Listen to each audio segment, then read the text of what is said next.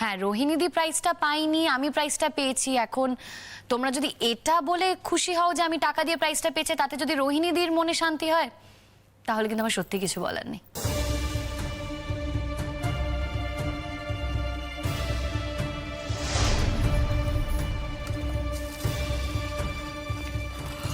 যশ, তুমি কি এখনো বুঝতে পারছো না তুমি কত বড় ভুল করছো? বুঝতে পারছো না? একটা কাল সাপ আমার এখানে সবকিছু তছনছ করে দিচ্ছে। আমার ছেলে আশ্রয় দিয়েছে, তার বদলে আমার ছেলেকে, আমার ছেলের বউকে সমানে অপমান করে যাচ্ছে। কি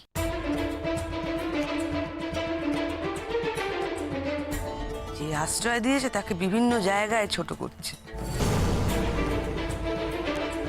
আমার ছেলের বউ রোহিণী, তাকে সমস্ত জায়গায় এম্বারাস হতে হচ্ছে।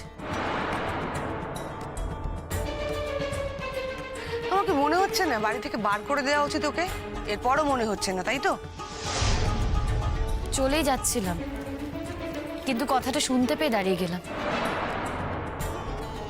জজদা, আজকে যা বলার সবার সামনে বলে দাও। যদি সত্যি সময় হয়ে যায় আমার এই বাড়ি থেকে চলে যাওয়ার, আমি চলে যাবো, আর অপেক্ষা করব না।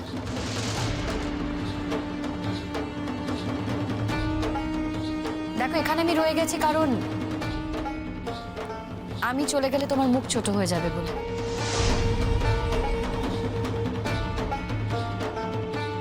যাও যাও যাও না, তুমি এবার নিজের ব্যবস্থা নিজে করে নাও তো। এই বাড়িতে না আমরা আর কেউ তোমাকে রাখতে চাই না, যাও।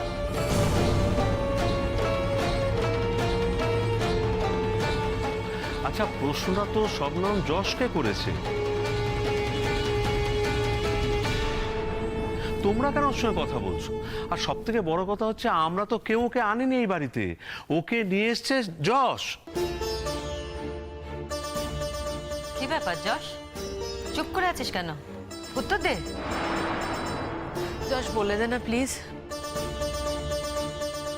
আমি রিকোয়েস্ট করছি তোকে, প্লিজ বলে দে না ওকে বাড়ি থেকে চলে যেতে। ও তো তোর জন্যই আটকে আছে। তোর কিসের চক্ষু লজ্জা তুই বল? ওর যেখানে কোনো চক্ষু লজ্জা নেই, তাহলে তোর কিসে আটকাচ্ছে? তোকে রিকোয়েস্ট করছি যশ, প্লিজ প্লিজ বলে দে ওকে। সোজা কথা বলো যশ, পরিষ্কার করে বলে দাও ওকে চলে যেতে এখান থেকে। যেভাবে রোহিণী অপমানিত হয়েছে আজ, তারপরও তুমি যদি ওকে রাখতে চাও এখানে, তাহলে বুঝবো রোহিণীর অপমানে তুমি কোনো দামই দিচ্ছ না।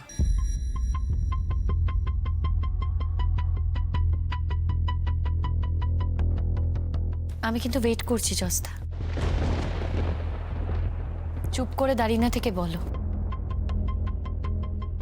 আমি তোমার কথা শোনার জন্য ওয়েট করছি।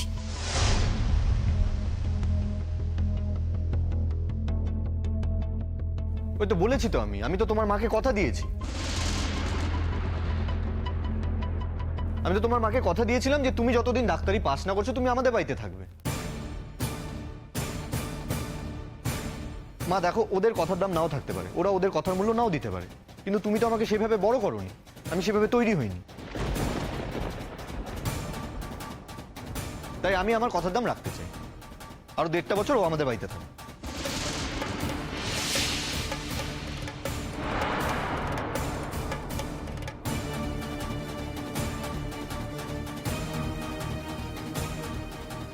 চলো শবনম।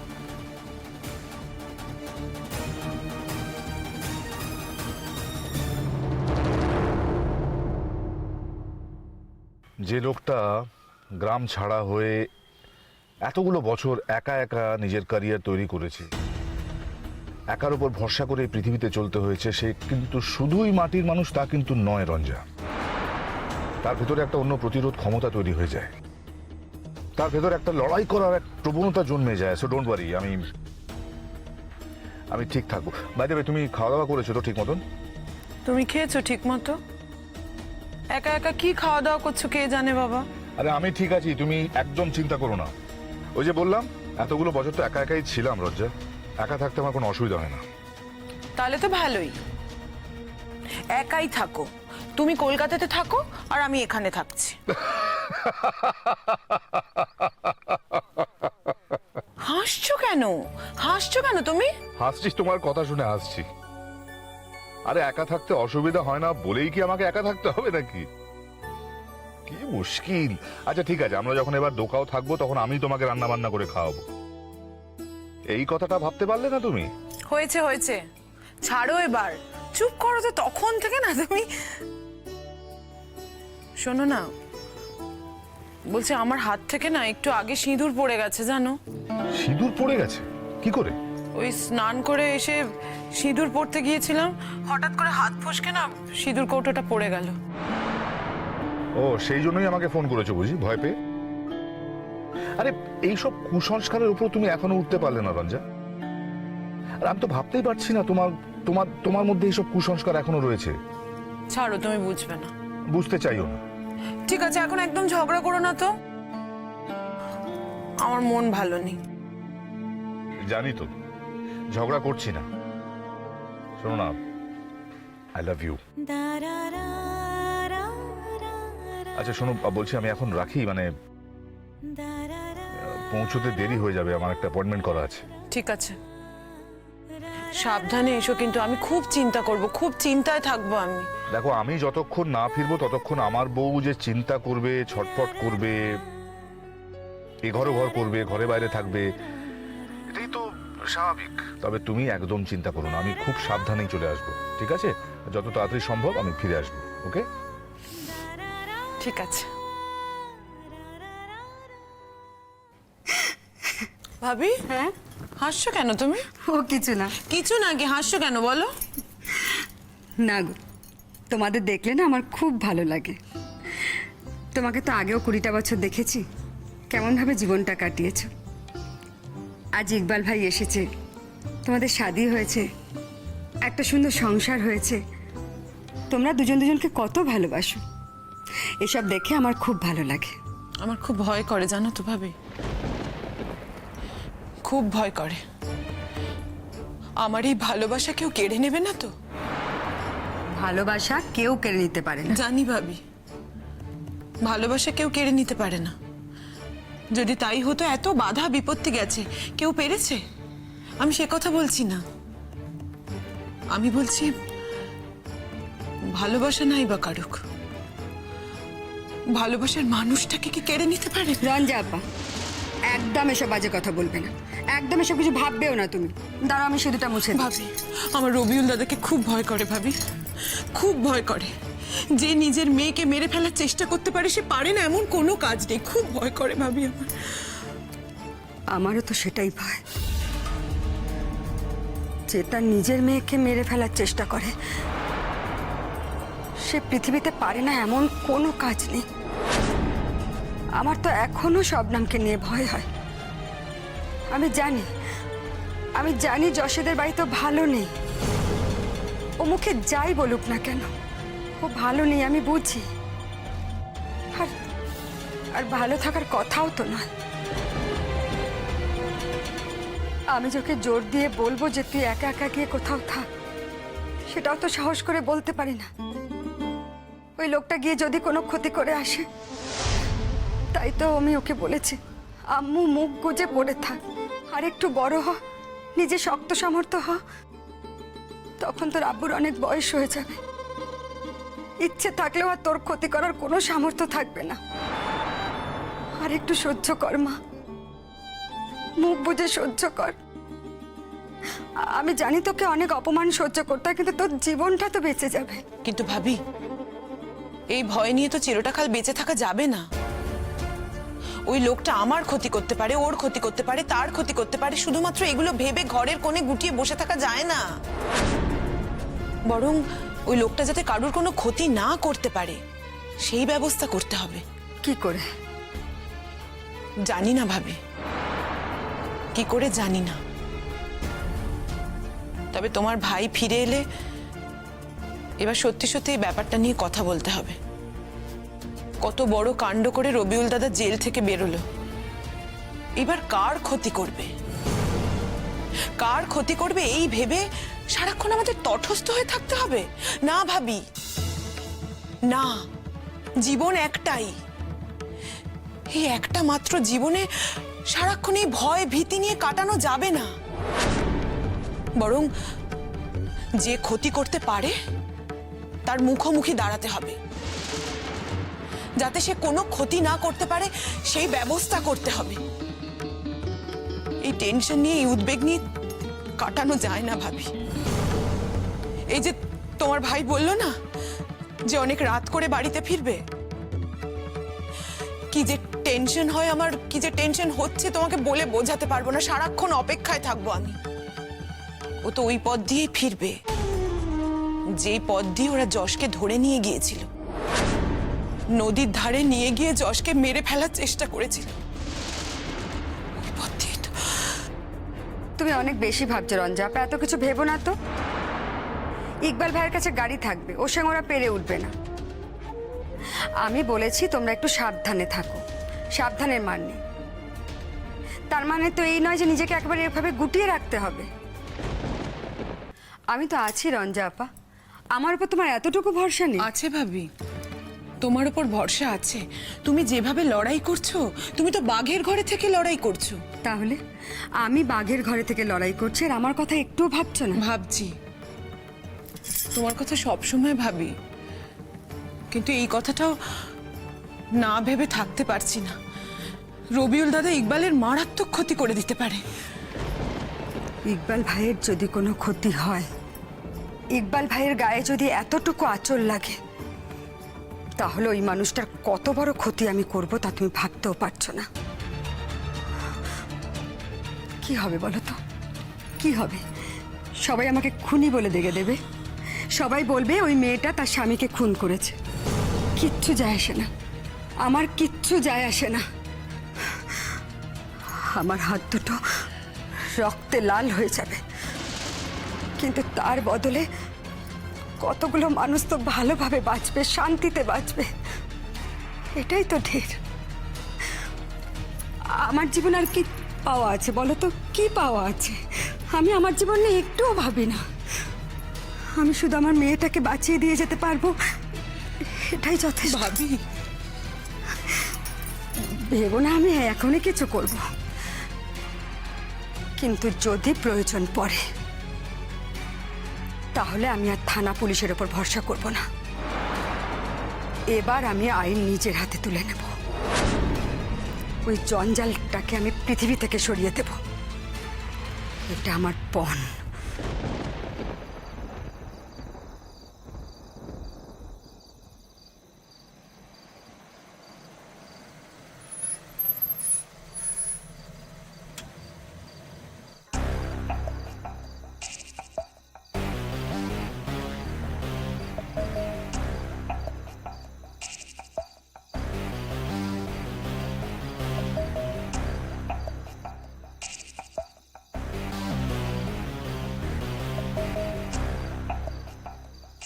তোমার সঙ্গে একটু কথা আছে।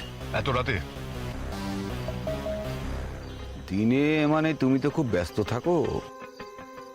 তোমার গাড়ি দেখলাম, গাড়ি করে তুমি ফিরছো, তাই কিছু কথা বলতে চাইছিলাম। কেন আমাদের সাথে কথা বলতে ইচ্ছে করে না? গায়ের অনেক লোকের সাথে তো তুমি কথা বলো। সেটা কথা নয়। বেশ, কাল সকালে বাড়িতে এসে কথা হবে। কেন, তোমার সঙ্গে কথা বলতে গেলে তোমার বাড়িতে যেতে হবে কেন? নাও না, বাড়িতে একটু বেরিয়ে এসো না, মিনিট 5 কথা বলবো, তারপর ছেড়ে দেবো। এরা কি কোনো ভয়ঙ্কর ক্ষতি করতে চাইছে আমার? কিন্তু এখন যদি ওরা পথ না ছাড়ে আমি তো গাড়ি নিয়ে যেতেও পারবো না। দেখাই যাক কি বলতে চায় ওরা।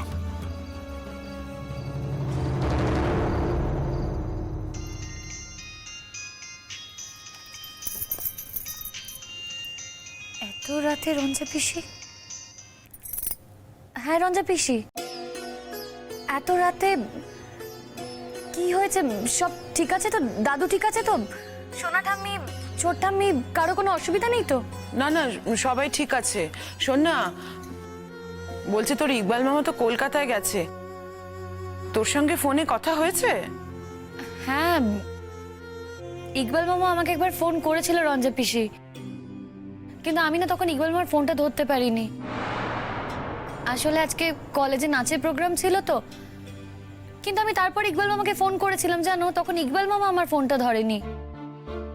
কি হয়েছে বলো তো, বাড়ি ফেরেনি এখন ইকবাল মামা? কলকাতায় থাকার কথা নাকি?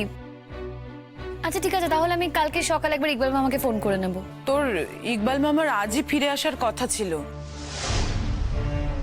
যখন কলকাতা থেকে স্টার্ট করে তখন আমাকে জানায়, কিন্তু দেখ এখনো ফেরেনি। এত রাত হয়ে গেছে এখনো ফেরেনি। অবশ্য আমাকে বলেছিল যে আমি ফ্ল্যাটে গিয়ে একটু রেস্ট নিয়েও ফিরতে পারি, আসলে খুব টায়ার্ড তো। আমি কিন্তু বলেছিলাম যে তুমি রেস্ট টেস্ট নিয়ে তারপর ফেরো। তখন তোর ইকবাল মামা বলল যে না, আমি বাড়ি ফিরে আসি তারপরেই রেস্ট নেব।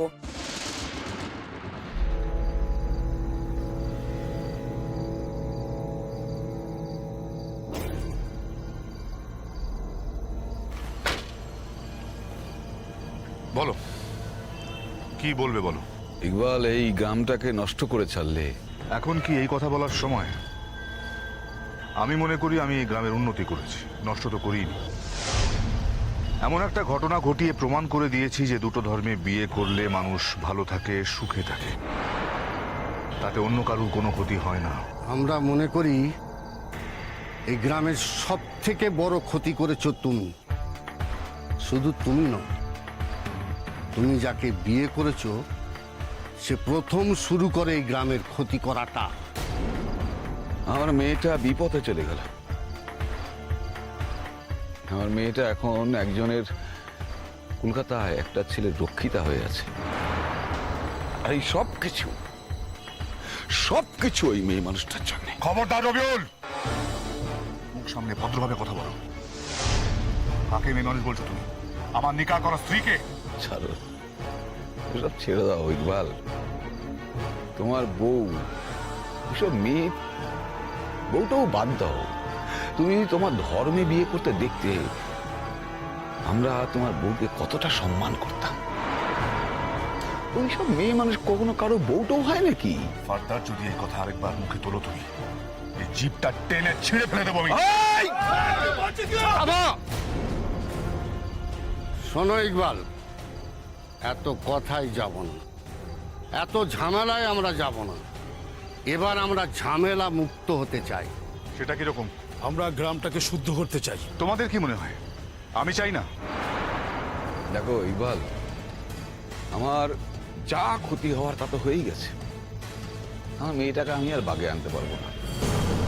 মেয়েটা বিপদে চলে গেছে, এই গ্রামে ঢুকতে পারবে না। আর এই গ্রামে ঢুকলে আমি থাকতে দেবো না। আমার বউটা চলে গেল, আমার সংসারটা ছাড়খাড় হয়ে গেল। আচ্ছা, তোমার কি মনে হয়, কি করে ভাবলে যে আমি তোমাকে শান্তিতে সংসারটা করতে দেব? রবিউল, তোমার বউ কি বাচ্চা নাকি?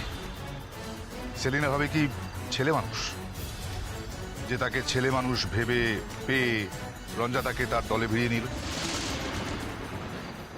দেখো, সেলিনা ভাবি রঞ্জাকে ভালোবাসে আর রঞ্জা সেলিনা ভাবিকে। তাই তারা একে অপরের বিপদে একে অপরের পাশে থাকে। রঞ্জার কি ক্ষমতা আছে সেলিনা ভাবিকে নষ্ট করার? অবশ্য তুমি এইসব কথা বুঝবে কিনা আমি জানি না। আমার বউটাকে টেনে হিঁচড়ে নিজের দলে নিয়ে গেল। হ্যাঁ, আমার বউটা চলে গেল। আমার সংসার ধর্ম কিচ্ছু নেই, সংসারে আমার কোনো কর্তৃত্ব নেই। আর এই সবকিছু ওই রঞ্জার জন্য। আমি জানি রবিউল, তোমার রঞ্জার ওপর প্রচুর রাগ, প্রচুর অভিমান, কিন্তু এই রাতে এরকম জায়গায় দাঁড়িয়ে এই কথাগুলো বলার সময়? ঠিক আছে, তোমার যদি আপত্তি থাকে আমি সেলিনা ভাবিকে বলে দেবো যাতে আমাদের বাড়িতে আর না আসে। না গেলে কি আর হবে? আমার যা ক্ষতি হওয়ার তো হয়ে গেছে।